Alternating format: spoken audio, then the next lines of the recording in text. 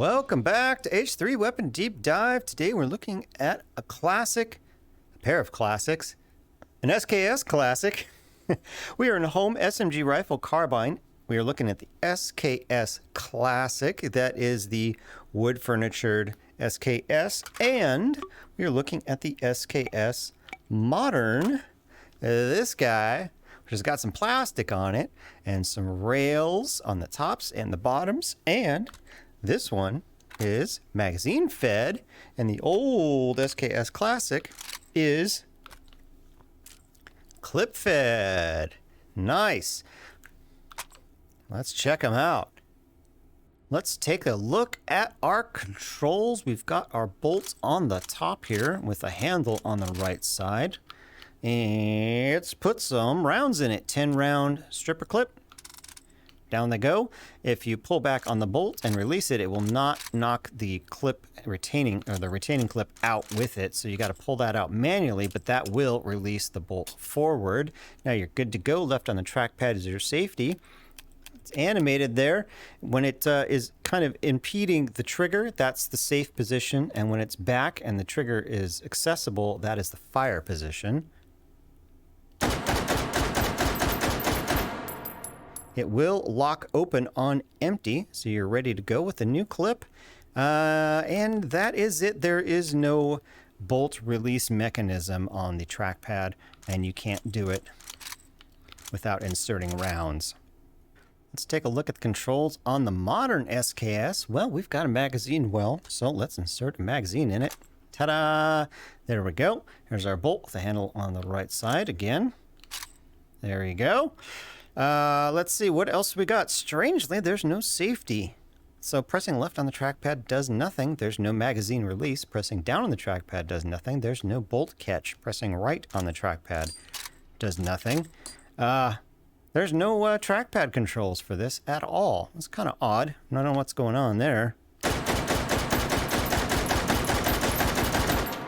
It will lock open on empty. Grab that magazine, throw it out. Put a new one in and manually pull the bolt back and release. And now you are good to go. And be careful because there's no safety. Oh, fun. Let's see what attachments will fit. Well, we've got a lot to choose from today, but as you can imagine, there are no rails, so we can skip right over the lasers and red dots. Let's go onto the barrel and see if it'll take a muzzle brake. It will. Will it take this suppressor? Where's that PBS suppressor? Yeah, it'll take a suppressor on there, so you can suppress it. Let's see if it'll take a barrel extension. It will. Not surprising. Can you put rails on it with the rail adapter? Yes. Okay, that'll come in handy. How about an extra bayonet? Yes, you can put an extra bayonet on the barrel if you so wish, in addition to the flip-out bayonet that is here. And that is cool. Foregrip? No, well, no pick rail, so no foregrip. What else we got? We already got a stock. Don't need a stock. Let's see what other bayonets you might be able to put on there. Can you jam an AK bayonet on there? No. Can you jam an SVT-40 bayonet on there? Almost looks like it'll go, but no. So you can only have 2 bayonets on here. The built-in one and any one you want to put on the barrel. What kind of sights can you put on here? Can you put a PSO sight on there? Nope, there's no Russian dovetail mount for it. So there's no Picatinny rail mount for it. Can you put an SVT-40 on there? No, that won't go. How about a Mosin scope? Well, it doesn't look like it from the model, but you can clip a Mosin scope to it like that. And there you get that Mosin scope. We'll look at that in a second. So at least you can get that going. Let's not forget the controls for the bayonet. Yes, it's here flipped back. If you click anywhere out here by the hinge with your offhand, or I guess the other hand either, but you got to click your trigger and you can flip out a bayonet for you for the poke in action. Let's see what attachments will fit on the modern. Well, boy, oh boy, we got rails. How many rails do we got? We got a back rail on the top. Nothing on the side there. How about this front top rail? Yep, you got that one. And you got a bottom rail. Oh boy, so no rails on the sides, but you got 2 in the top and 1 on the bottom. Cool. What can you put on this thing? Let's see what goes on the barrel. Muzzle brake. Yeah, you got a muzzle brake. Suppressor. Yeah. Oh, yeah, you got a suppressor. Barrel extension will go. Rail adapter will go. So you could get rails on the left and right if you so wish. You can put a Picatinny foregrip on it if you so desire. Of course, it has a foregrip, normally. Can you put the battle spatula on there? Yes, so you can get a barrel attached bayonet. Can you get other bayonets? Can you put an AK bayonet on it? No. Can you put an SVT-40 bayonet on it? No. So I couldn't find any custom bayonets that go on there. It looks like from the model that it would have taken this style bayonet, but this style bayonet does not exist as a separate item in H3, at least as of now.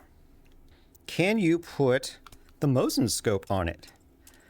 No. So it's replaced the Mosin mount with Picatinny mounts. Can you put a PSO on it? No.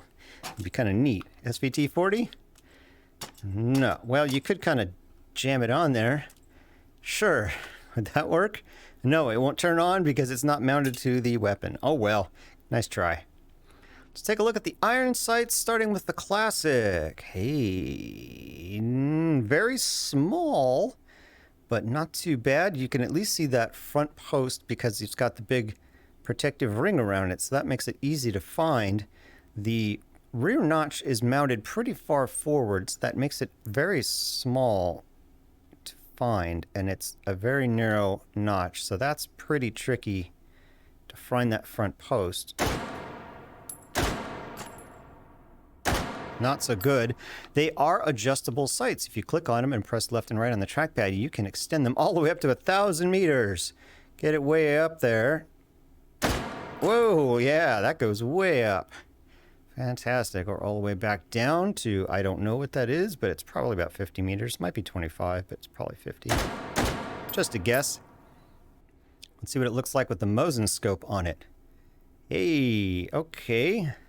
Well, with the stock, that Mosin scope gets pretty close to your eyeball, but not too close. Oh, a little low. There we go. So with this range, you got to aim up a bit because it is off the bore a fair bit. That works. Not too shabby, and it doesn't interfere with loading, rather. You can load the clip just like that with the scope attached. Pretty cool. Let's look at the irons on the Modern. Looks like we got the same setup. Oh, where is our... Ooh, so the rear rail mount interferes with that rear sight. So if we click on it, oh no, they are not adjustable. What a strange setup. I have a feeling this model is from a different model maker because these things don't seem to be the same. That's unfortunate. Let's see what we can do with the pick rail.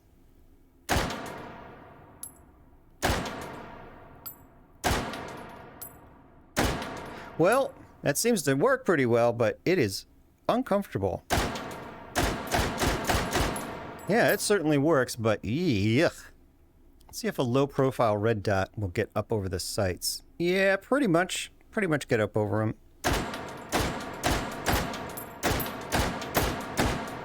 Yeah, a lot easier to shoot something like that on there. Let's do our recoil test. We're going to use 10 rounds of 7.62x39 in the Classic and 20 rounds in the magazine of the Modern. Here we go. Okay, boo, that came out pretty fast. 9.3. That is quite respectable. The first three were 10s. We didn't get an 8 till the 8th shot. Not too bad, though you can see on the paper, it did go up and down a bit, but it didn't go left and right much at all. Good numbers to beat. Let's see if we can do it with the muzzle brake. 9.6. We sure did beat it. Look at all those 10s. That is quite nice. It did feel like the muzzle brake was actually pushing it down lower than the 0. So, probably a little too good. And finally, our suppressor. Click, click, click, click, click, click, click, click. 9.3, 3 10s in the beginning and no 8s. Not too shabby at all. Thank you very much. All right, same deal with the modern, except we're going to do 20 rounds.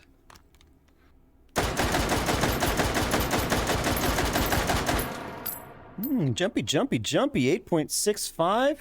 Yeah, after the 7th round, it did kind of jump out there. It did feel like it had a little more recoil. Let's see what the last 5 did. You know, we got back to 10, so it was jumping around quite a bit there. Got to 10 on the 15th and 16th shot. So you can see left, right, not too much. Vertically, a bit of recoil there. Let's see how the muzzle brake does on this one.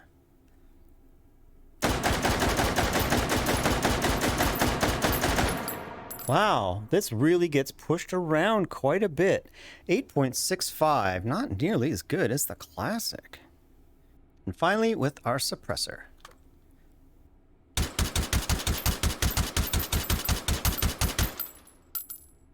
Well, awfully wiggly. 8.4. Yeah, so this has noticeably worse performance on the recoil department than the classic.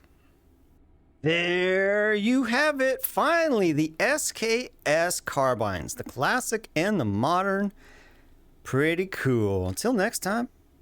Woo! I will see ya.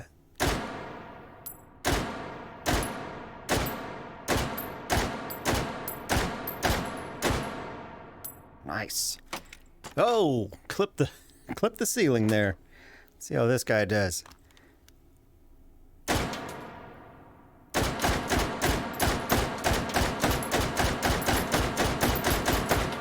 Yeah, I wouldn't call it bad recoil by any means.